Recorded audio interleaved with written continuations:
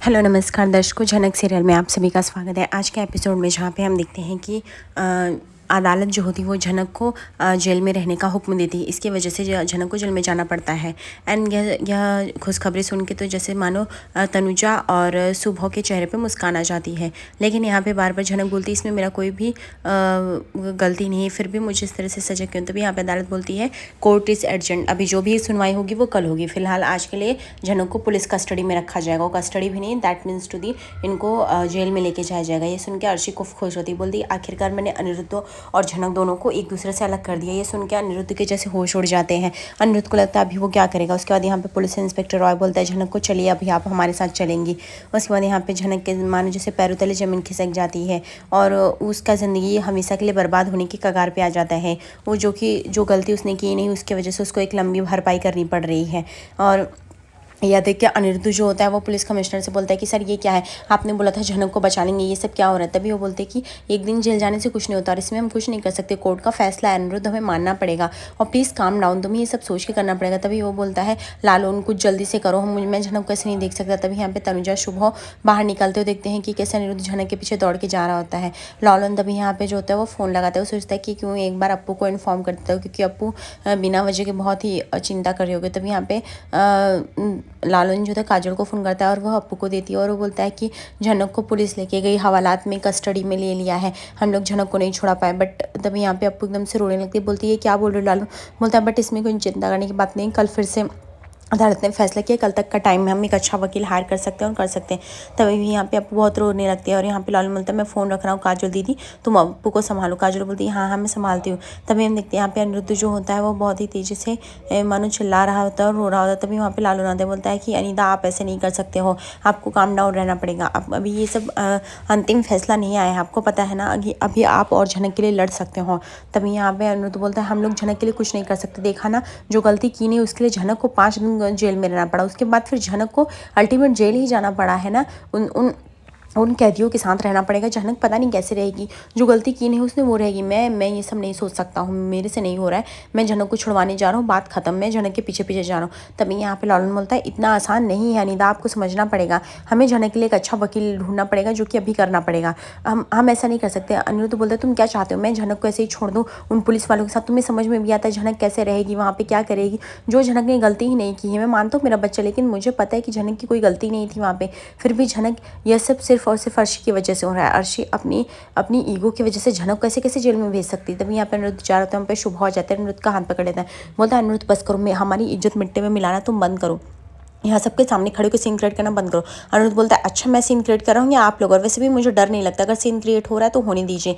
वैसे आप लोग को मैं अपने मम्मी और पापा का दर्जा दे रहा हूँ ना, वही बहुत है, वैसे आप लोग उसके भी अब काबिल नहीं रहे, आप लोग इतनी नीच और गिरी हुई हरकत कर दी है ना कि पूछो नहीं। तभी यहाँ पे अर्शी बोलती है अच्छा अब तुमको अपने मॉम डैड से भी प्रॉब्लम होने लगी। अनिरुद्ध बोलता है नहीं एक्चुअली अर्शी मुझे तुमसे प्रॉब्लम है, जिस लड़की ने तुम्हारा इतना साथ दिया, जिसने तुम्हारी केयर की, तुमने उसको क्या किया, पीठ पीछे उसको खंजर भोंक दिया, उसको जेल के पीछे डाल दिया। एक लड़की जो एकदम ब्राइट थी, अपने करियर को छू रही थी, लेकिन तुमसे नहीं देखा गया। तुम्हारा ईगोस्टिक इतना ज़्यादा है कि तुम उसको सह ही नहीं पाई, वो तुमसे क्या ही चाह रही थी। तभी यहाँ पे शुभ बोलता है तुम इसको चिल्ला रहे हो, अपनी बीवी को इस तरह से कौन चिल्लाता है, तुम्हें पता है उसने अपना बच्चा खोया फिर भी तुम उसे चिल्ला रहे हो। अनिरुद्ध बोलता है बच्चा मैंने भी खोया, लेकिन इसका मतलब ये नहीं कि एक बेकसूर को सजा हो। और बाबा आपको ये बात समझ लेनी चाहिए कि जो अर्शी ने किया वो सच में गलत है और अर्शी को बढ़ावा सिर्फ आप लोगों ने दिया इस काम में। अर्शी तुम वेट एंड वॉच, तुम्हें लगेगा कि तुमने कितनी बड़ी गलती की है। और हाँ मैं तो सच में तुम्हारे साथ नहीं, मैं तो घुट घुट के जी रहा था। तभी अर्शी बोलती मुझे पता है जब मैं प्रेग्नेंट थी तो तुमने ये सब सिर्फ दिखावे के लिए सब किया था ना, मुझे सच में सब कुछ पता है। तुम्हारे जुबान में तो मैं थी, लेकिन तुम्हारे दिल में हमेशा झनक थी। अनिरुद्ध बोलता है हाँ मेरे दिल में हमेशा झनक थी और रहेगी, क्योंकि तुम झनक बन नहीं सकती। मैं झनक से प्यार नहीं, तुमने मुझसे प्यार उससे कराते रही, क्योंकि तुम्हारे से बिहेवियर था। तभी हम देखते हैं कि झनक वहाँ से पुलिस जो होती है झनक को लेकर रवाना हो रही होती है। ये देख के अनिरुद्ध झनक के पीछे ही जा रहा होता है। तभी अर्शी जो होती है उसे पकड़ लेती है, बोलती है अनिरुद्ध बस करो, यहाँ पे ड्रामा बंद करो, यहाँ पे मीडिया वाले भी हैं, तुम सीन क्रिएट करना क्यों छोड़ दे रहे हो। तभी यहाँ पे अनिरुद्ध बोलता है मुझे कोई परवाह नहीं है, जिसको जो सीन करना है कर ले, मैं सिर्फ झनक के लिए सोच रहा हूँ। वो पीछे दौड़ के जाता है। तभी हम देखते हैं कि लालन समझ जाता है कि अनिरुद्ध पागल हो रहा है। उसके बाद वो गाड़ी लेके आता है और अनिरुद्ध को बैठा के ले जाता है। तभी यहाँ पे अर्शी बोलती है आप लोग देख लीजिए आपके बेटे को कैसे पागल हो रहा है। तनुजा बोलती है ये पागल नहीं, ये सिर्फ झनक लड़की की वजह से पागल हो रहा है। अर्शी बोलती जो भी है, अगर ये ऐसे ही करता रहा ना, मैं इसके साथ ज़्यादा दिन नहीं रह पाऊँगी। आप लोग समझ लीजिए आपके बेटे को कैसे समझाना है। मैं अब इससे ज़्यादा और नहीं सह सकती। वो हमेशा हर रात दिन रोज़ सुबह शाम मुझे टॉर्चर किए रहता है, मुझे हर बात पे ताने सुनाता रहता है, जो चीज़ मैंने की ही नहीं है। आप लोग कुछ करो। तभी हम देखते हैं यहाँ पे दूसरी तरफ अप्पू जो एकदम परेशान रहती है। अप्पू के दिमाग में यही सब चल रहा होता है कि आखिर झनक के साथ क्या होगा। झनक को इतनी बड़ी सज़ा होगी और वो बचा नहीं पाई है। झनक को जेल भी जाना पड़ा। वो एकदम से मायूस हो जाती है, अपना डॉल लेके बैठे रहते। तभी वहाँ पे झिमली आती है और बोलती क्या हुआ अप्पू भाभी, आप ऐसे क्या सोच रहे हो, आप मुझे बताओ ना। दूसरी तरफ हम देखते हैं यहाँ पे अनिरुद्ध गाड़ी का पीछा करते करते हुए झनक की गाड़ी के पास आ जाता है। तभी यहाँ पे झनक को पुलिस उतारती है। देख के झनक बोलती सर जी आप यहाँ पे क्या कर रहे हैं। यहाँ पे अनिरुद्ध जो था पुलिस से लड़ झगड़ बैठता है। वो बोलता है कि आप लोग मुझे रोकेंगे, ठीक है आप मुझे जेल में जाने से रोक सकते हैं, लेकिन ये तो पब्लिक प्लेस है, यहाँ तो मैं आ सकता हूँ, यहाँ क्यों रोक रहे हैं आप लोग मुझे। पुलिस बोलता है देखिए अनिरुद्ध जी, मुझे ऐसा लग रहा है आप कानून को हाथ में लेने की कोशिश कर रहे हैं, जो कि ठीक नहीं है। आपको समझना पड़ेगा, आप यहाँ अंदर तक नहीं आ सकते हैं। और अनिरुद्ध बोलता है जो आप लोग कर रहे हैं सही कर रहे, एक ऐसे निर्दोष लड़की को सजा देना है। तभी यहाँ पे पुलिस बोलती है वो कोर्ट फैसला करेगी निर्दोष है या दोषी है। तभी यहाँ पे अनिरुद्ध बोलता है मान लीजिए पता चल गया वो निर्दोष है तो क्या करेंगे, इतने दिन की भरपाई कर पाएंगे आप लोग, जितने दिन उसको जेल में रख रहे हैं, टॉर्चर कर रहे हैं, वो इतना सब कुछ सह रही है, सुन रही है, नहीं ना। दूसरी तरफ हम देखते हैं यहाँ पे सिद्धार्थ जो होता है वो अर्शी का वेट कर रहा होता है। उसे लग रहा होता है कि आज अल्टीमेट वो अर्शी को प्रपोज कर ही देगा। उसके बाद अर्शी आती है और सिद्धार्थ फिर से अर्शी को देख के मालूम मदहोश हो जाता है और उसे कुछ भी ख्याल नहीं रहता। वो अर्शी को देख के काफ़ी खुश होता है, बोलता है कि मैं वेट कर रहा था अभी आप आए। तभी अर्शी बोलती सॉरी आपको वेट करना पड़ा, कुछ पर्सनल प्रॉब्लम की वजह से मुझे थोड़ा सा डिले हो गया। सिद्धार्थ बोलता है इट्स ओके कोई बात नहीं, मैं तो इतना क्या तो पूरी ज़िंदगी भर भी अगर वेट करना पड़ा तो भी वेट कर सकता हूँ। तभी यहाँ पे अर्शी बोलती बहुत ही अच्छा मजाक कर लेते हैं हाँ। तभी यहाँ पे सिद्धार्थ बोलता है वैसे तो मुझे पूछना नहीं चाहिए आपका पर्सनल प्रॉब्लम, बट आपको इतना लेट क्यों हुआ।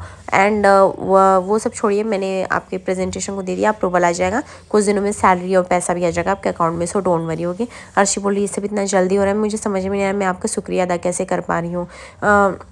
मैंने जो अपना सपना छोड़ दिया था, मुझे लगा था फिर से मुझे वो सीढ़ी चढ़ने के लिए कितना टाइम जाएगा, लेकिन ये सब आपकी वजह से पॉसिबल हुआ।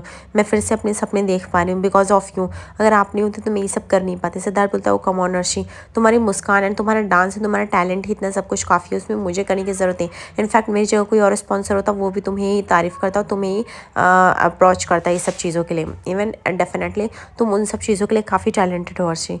और अर्शी एक बात कहूँ मैं, तुम मुझे जेन्युइनली बहुत अच्छी लगती हूँ। जैसा कि मैंने बोला तुम्हें अभी तक मैंने शादी नहीं की, मुझे कोई लड़की मिली भी नहीं प्यार के लिए, लेकिन जब से मैंने तुम्हें देखा है ना एक अलग ही लेवल की जैसे फीलिंग आती है। तभी यहाँ पे पुलिस जो होता है वह लॉलन को समझाता है आप इनको लेके जाइए, अदरवाइज़ हमें इनको भी जेल में डालना पड़ेगा क्योंकि ये हमसे पुलिस से बदतमीजी कर रहे हैं जो कि सही नहीं है।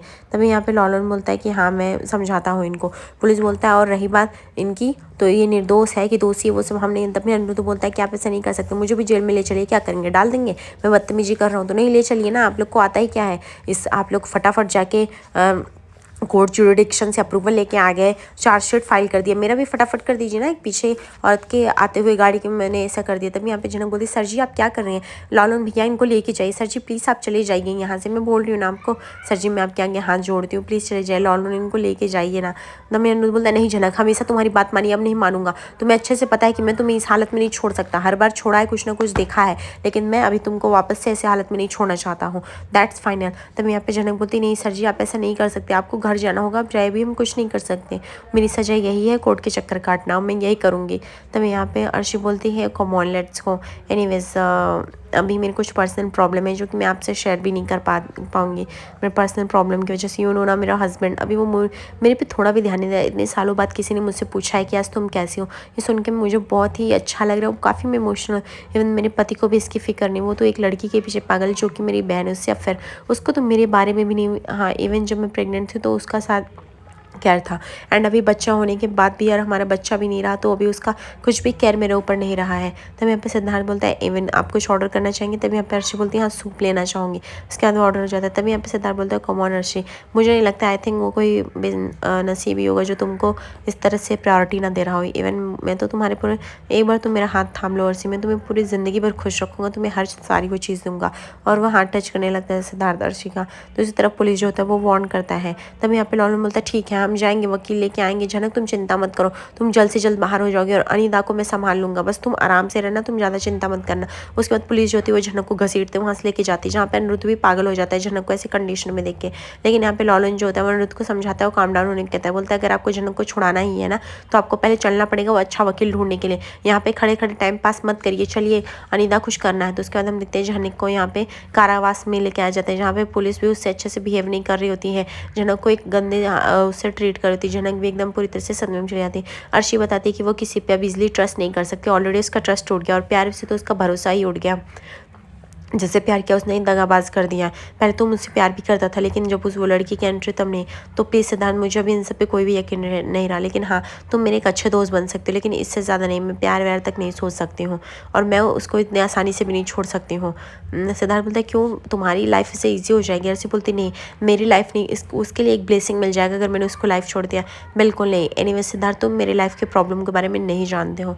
सो लेट इट बी भी खाते थे। उसके बाद वो लोग सूप पीना स्टार्ट करते हैं। उसके बाद यहाँ पे सिद्धार्थ बोलता है कि अर्शी आई थिंक तुम्हें मेन कोर्स और डेजर्ट भी ट्राई करना चाहिए। अर्शी बोलती है आप बहुत अच्छे, लेकिन आई थिंक मुझे लेट हो रहा है, जाना चाहिए। उसके बाद अर्शी वहाँ से रवाना हो जाते हैं। घर वाले यहाँ पे बोलते हैं कि अभी तक अनिरुद्ध का कुछ पता नहीं चला है। बड़े बाबा बोलते हैं उसके एक बार अनिरुद्ध को कॉल लगाना चाहिए, उसका कॉल स्विच ऑफ है। अर्शी बेटा तुम ट्राई करो। अर्शी बोलती मैं क्यों ट्राई करूँ, वैसे वो झनक के पीछे पागल गया है तो मैं क्या कॉल ट्राई करूँ उसको। तभी यहाँ पे बौद्धू बोलती हैं कि ऐसे मत कहो अर्शी, हो सकता है कुछ बड़ी प्रॉब्लम में हो। अर्शी बोलती कम ऑन बॉडी, वो किस प्रॉब्लम में होगा, ऐसा लगता है मुझे कुछ पता ही नहीं है। वो गया है झनक के पीछे पागलों जैसे दौड़ रहा है, वो अब उसको मेरा ख्याल नहीं है इसीलिए।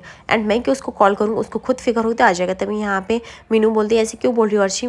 तो अर्शी बोलती क्यों मीनू का कि मेरी बातें आपको बुरी लग रही हैं, गलत क्या बोला मैंने, वो झनक के पीछे पागल हो, झनक के ही पास होगा। तभी यहाँ पे हम देखते हैं छुटौन आता है और बोलता है बिल्कुल भी झनक के पास नहीं, बल्कि वो झनक के लिए वकील हायर करने गया था।